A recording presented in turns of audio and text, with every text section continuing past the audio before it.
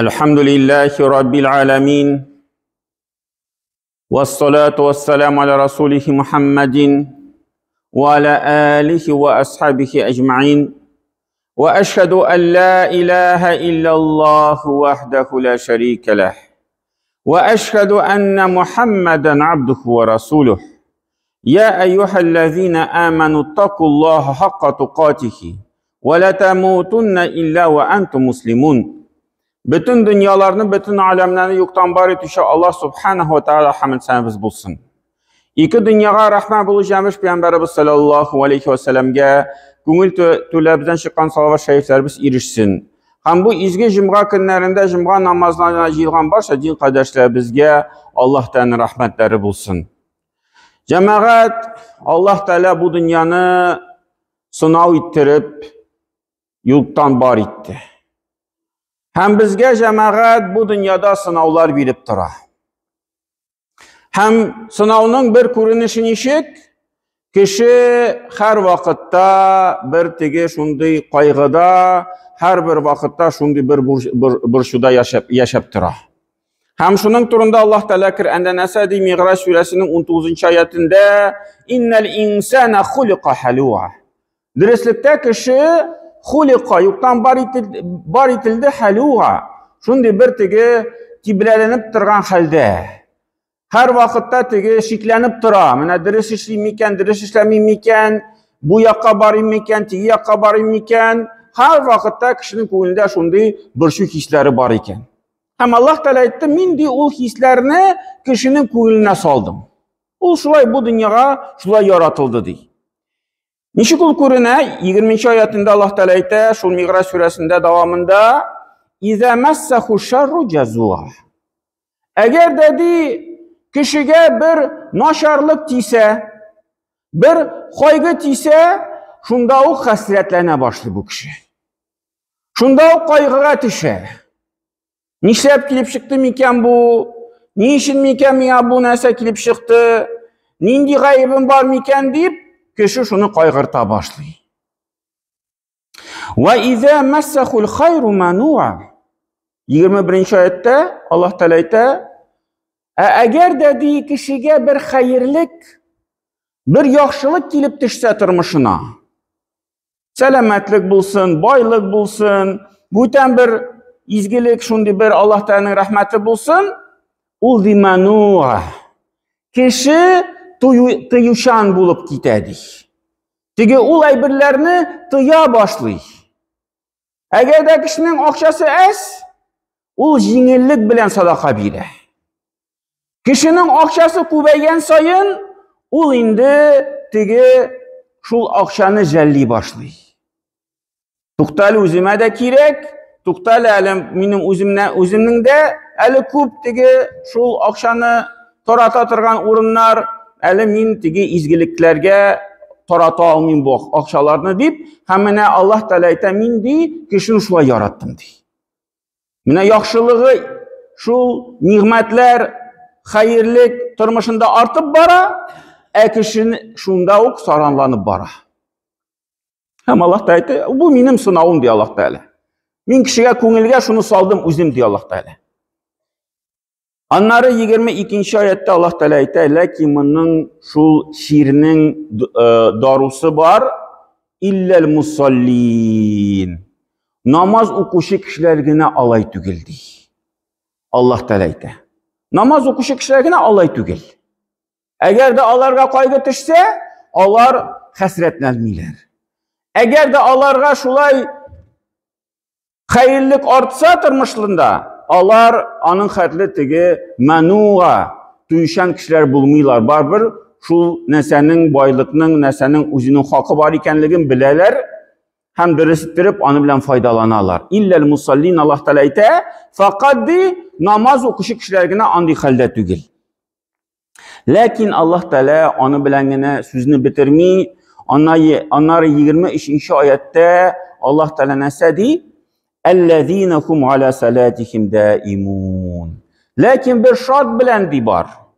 Eğer de kişi namaz okuyken, var kişi namaz okuyorlar, cimgaga kileler, lakin barbir mine bu histen kıtıla almıyorlar. Baribir ko'ngillarida bir shu hislari bor. Ham Alloh taolo ayta, shul namozning asari bo'lsin uchun, shul namoz o'zining vazifasini o'tar uchun onun şartı bor, oldi namozda daimun, har bir vaqtda bo'lirga kerak. Namozning beshisini olib borarga kerak. Namozning bütün şartlarini o'targa kerak. Namazlarni vaqtida o'qirga kerak. Mana u vaqtda mana bu asar bo'lacak. Agarda kishi namazlarni birsin o'qiy, birsin o'qimay, vaqti bor o'qiy, biraz vaqti qisila, yarar anları o'qirman, yoki butunlay o'qilmisha qoldira, yoki kish bilan jiyib bütün namazlarni o'qiy, u vaqtda u namozning Allohning zo'r foydasi bo'lmaydi. Shuna ko'ra Alloh taolo ayta, namoz o'qirga kerak, ham u namozlarda har vaqtda daimun bo'lirga kerak. Çünkü bir tuktavsiz, birisi ortidan birisi, namazlar birisine qo'shilib birisi, şulay o'qilirga tegish. U vaqtdagina mana bu natijaga kishi erisha ola. Mana bu sinovlarni o'ta ola. Mana shunday hollarda qachon onar bir avlik tushsa, kishi onu sabır ettirib, endi qabul etadi. Qayg'uga hasratga tushmaydi. Agarda bir yaxshilik, bir şunday mullik turmushuna tusha, u vaqtda endi dars ettirib onu bilan foydalana. Ham endi jamoat mana shu namozlarni o'qigan sayin biz endi har vaqtda Alloh taolo rahmatini esda tutamiz. Alloh taolo rahmati keng, Alloh taolo bizni yaratib tura, ham endi Alloh taolo har bir vaqtda bizga mana bu dunyoda da oxiratda da bizga o'zining rahmatini berib tura. Agarda kishi namozni o'qimay ekan, onun turunda unutib qo'ya. Tezgina unuta. Agarda kishi har bir vaqtda namozlarni qoldirmisha o'qiy ekan, u endi mana bu narsani unutmaydi. Ham endi shulay rivoyat etilar, Abu Zar sahabadan Peygamberimiz sallallohu alayhi vasallam aytgan so'zi, endi bu Alloh taolaning shu so'zlari qudsi hadis deb aytilar. Alloh taolo shulay aytdi, menim di qo'lim ul bir izgilik yasasa, min ağar di şul izgilikni unga topqirlarmın di. Belki tan da qo'shib qo'yirman di. Agar da menim bandam di bir nasharlik qilsa, bir gunoh qilsa, şul gunoh miqdorida min ağar jazosini berirman. Belki g'afu etirman di. Agar da menim bandam, menim qilim, menim yanıma bir tege iki barmoq orasına yaqinaysa, min ağar bir tirsakka yaqinayirman dey. Agar da u menim yanıma bir tirsakka yaqinaysa, min shul ikki qo'l orasida bo'lgan rastoyaniga shul ulushga yaqinayirman dey menim qilima. Agar da u menim yanıma bir adım yasasa, min onun yanına iki adım yasarman. Agar da u menim yanıma atlab kelsa, min onun yanına şabab kelirman dey Alloh taolo. Bu endi şul qudsi hadis Alloh taolo aytgan so'zlari bizga Payg'ambarimiz sollallohu alayhi vasallam erishtirdi. Bu Alloh taoloning va'dasi. Hamma durustdan da agar da kishi mana shul namozlarni o'tab, shul Alloh taolo bilan ilmtada bo'lib yashasa, u mana shul asarni shiza boshli turmushda. Mana ko'pgina kishilar bilan shilashganim bor, bigroq da u narsani yashlar siza, qo'shlarning turmushlari qo'yni. Allar mana aytadilar, shu namoz o'qigan sayin, duo qilgan sayin turmushdagi yengillik bilan bora. Ko'p masala shishilib bora. O'zimiz ketmagan yerdan yordamlar kelib chiqa. U tigi bir mo'jiza kabi kishi uchun. U endi anari kishi g'ayratlangach, balki uni sezmay boshlaydi. Bir necha vaqt yillar anda, bir 2 yil, 3 yil o'tgach namozlar o'qigan sayin turmushga endi g'ayratlanib ketadi. Shulay turmush bora ekanligini endi sezmay. Lakin mana birinchi adımlar yasaganda, masjidga yuri boshlagach, namozlar o'qiy boshlagach, kishi bik uni yaxshi sezadi. Nishik turmushi uning yengillayib ketdi. Nishik masala shishilib bora, tigi kutilmagan vaqtda, kutilmagan holda. Bu Allohdan yordami, bu Allohdan rahmati bu dunyoda jamoat. Ham biz uning to'nda unutmaymiz. Ham endi bigirak da jamoat ayi bu dunyo shunday og'riqlar bo'la. Namozini da o'qiymiz, duosini da qilamiz, lekin masala shishilmaydi. Kimdir og'rib ketdi, hamon og'rib tura. Kimningdir anda akçası yo'qoldi, biznesi to'xtaldi. Hamon ul masalani shishib bitirib bo'lmaydi. Hamon burishlar, hamon narsalar kelib chiqadi. Turli xillar bo'ladi. Lekin jamoat bu holda da biz Allohdan rahmatini unutmaymiz. Biz endi bilib turamiz, eng muhim maqsad bizning endi oxirat. Bütün narsa Alloh taolo oxiratda bütün g'adillikni oxiratda ko'rsatacak.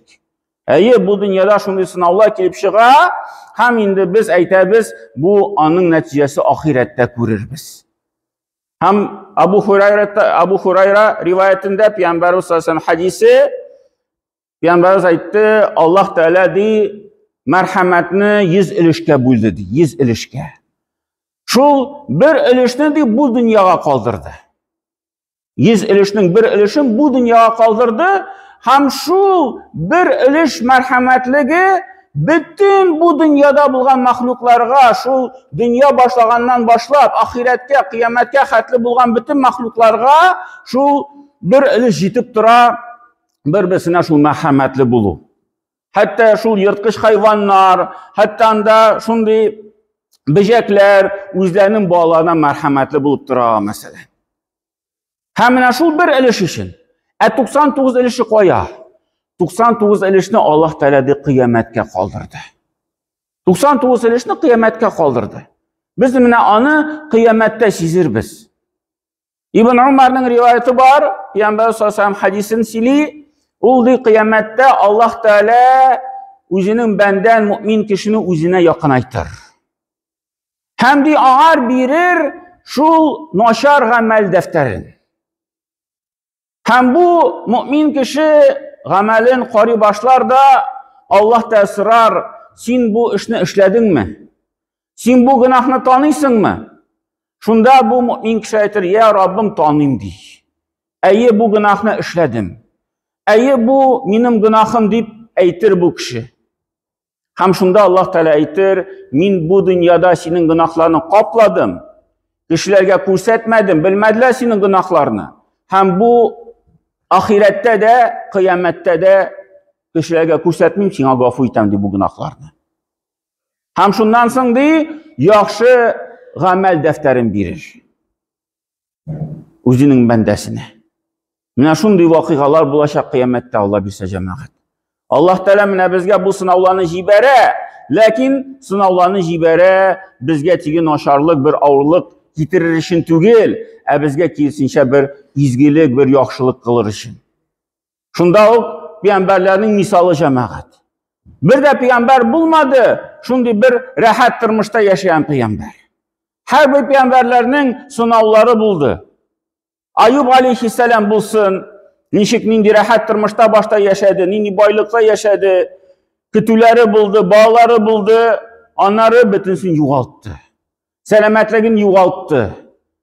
Tilgine tigi bir zikir itirlik kishi haligine qoldi tilindagina. Oyog'i da qo'zg'almadi, qo'llari da qo'zg'almadi, boshi da qo'zg'almadi, tiligine birazgina shu zikir aytib tiblanib turdi.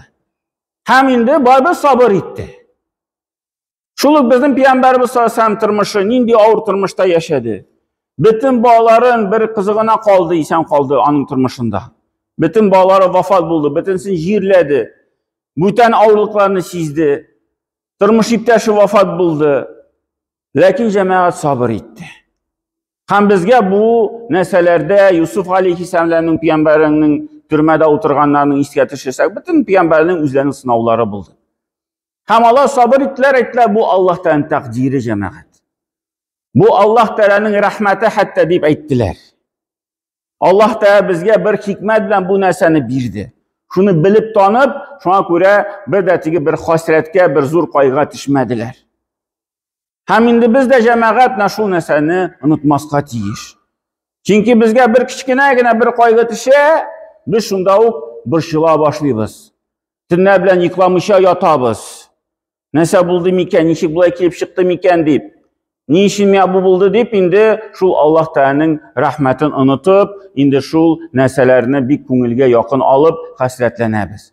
Lakin Allah Teala alay etmedi. Allah Teala etti, ya eyyuhellezine amenu sta'inu bis sabri ve salati. İnna Allaha ma'as sabirin. Ey iman getirgen bendeler, o'zingizga yordam izlaysiz sabırlıkta hem namazda. Dürüstlükte Allah Teala sabır etuvchi kishilar bilan birga. Hem ko'p vaqtlarda jamoat birozgina bizga sabır etirga kerak shu sinovlarni.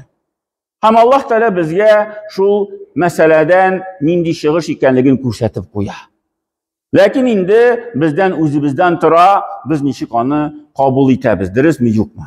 Durust qabul etsak, Allah Teala yordam etadi. Agar da endi shu Allah Teala rahmatini unutib sabırsızlık ko'rsatsak, endi qalbimiz tanda avrayib ketirga mumkin.